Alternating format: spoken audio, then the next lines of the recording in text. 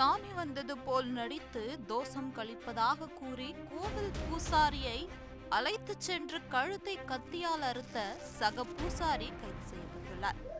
அவசியம் பண்ணி கொடு அப்படின்னு கூட்டிகிட்டு போகும்போது குஞ்சாய் கோயிலுக்கு கரையில் பிள்ளையார் கோயில் ஒன்று இருக்குது. அதுக்கு நெருங்கி அந்த பள்ளத்தில் காலை வச்சேன்.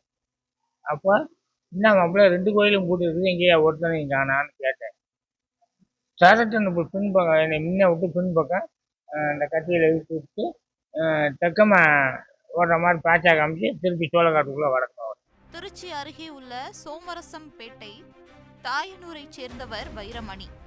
இவர் அங்குள்ள கருப்பசாமி கோவிலில் பூசாரியாக இருந்தது பொதுமக்களுக்கு அருள்வாக்கு சொல்லி வந்தார். இவரது உறவினர் பழனியாண்டி இவர் அதே கோவிலின் முன்பு அருள்வாக்கு கூறி வந்துள்ளார். இந்த நிலையில் மதுபோதையில் இருந்த வைரமணி சாமி வந்தது போல ரோட்டில் ஆடியபடி பழனியாண்டி வீட்டுக்கு சென்றார். பின்னர் அவருக்கு தோஷம் கழிப்பதாக கூறி கோவிலுக்கு அழைத்து சென்றுள்ளார். அங்கே பழனியாண்டியை தரையில் படுக்க வைத்து அவரது கழுத்தில் எலுமிச்சம் பழத்தை வைத்து அறுத்துள்ளார். அப்பொழுது கத்தி கழுத்தையும் சேர்த்து அறுத்துவிட்டது. இதனால் ரத்தம் பீறிட்டு அவர் வலியால் துடித்துள்ளார். இதை கண்டு அதிர்ச்சி அடைந்த அப்பகுதி மக்கள் வைரமணியை சுற்றி வளைத்து பிடித்தனர். பழனியாண்டியை மீட்டு திருச்சி அரசு மருத்துவமனையில் சேர்த்துள்ளனர். அங்கு அவருக்கு சிகிச்சை அளிக்கப்பட்டும் வருகிறது. இதற்கிடையே வைரமணியை சிலர் தாக்கியதாகவும் கூறப்படுகிறது.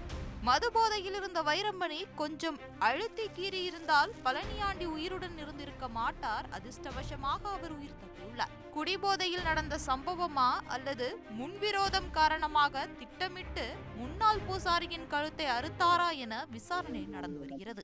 அவர் தாயினூர் இது மின்னியர்த்தாங்கூட்டில் உட்காந்துட்டாரு. இங்கே வாங்க, பழைய முன்னாடி துண்ணூறு கொடுத்தவங்க கூப்பிட்றாங்க அப்படின்னு சொன்னாங்க. சொன்ன ஒருபாடு இழுத்துக்கு கூட்டிகிட்டு போகும்போதே அவங்க கோயிலில் ஒருத்தர் இருந்திருக்காங்க. கோயிலில் இருந்தவங்கள நீங்கள் போன்னு சொல்லியிருக்கேன். அந்த பையன் போங்கம்மா அவங்க கோயிலை காட்டிட்டு போயிட்டாங்க. போகும்போதே அப்படி பிடிச்சதுன்னு லவக்குன்னு கழுத்தை ஆட்டிட்டாங்க. அவனை சத்தம் போட்டுக்கிட்டு இருக்கவங்க இப்படி கையை ஆட்டியிருக்காங்க. அவனை களை எடுத்தவங்க போய் கூப்பிட்டு இருந்திருக்காங்க.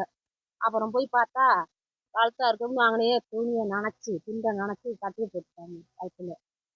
அப்புறம் எல்லாம் ஊர்காட்டில் தாய்னூருக்குள்ளே போய் சொல்லி அப்புறம் எல்லாம் உடையாந்து ஆட்டிட்டு போனாங்க. அந்த பையன் பேர் வைரமணி. பழனியாண்டின்னு கூப்பிடுவாங்க.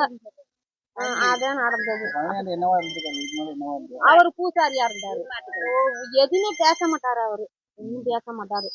நீ கூப்பிட்டா கூட அவர் பாட்டுல வருவாரு. எதுவுமே பேச மாட்டாரு. அப்பேற்பட்டவரை இழுத்துட்டு போய் பார்த்தாரு. திண்ணூறு குடுக்குறாங்க. பழைய பேரு திண்ணூறு குடுக்குறாங்க. நீ கொடுத்த தின்று நல்லா பேசுங்கிறாங்க. மறுபடியும் வந்திருக்காங்க வா அப்படின்னு. சரி அப்படின்னு ஒரு போயிருக்காரு. யதார்த்தமா போய்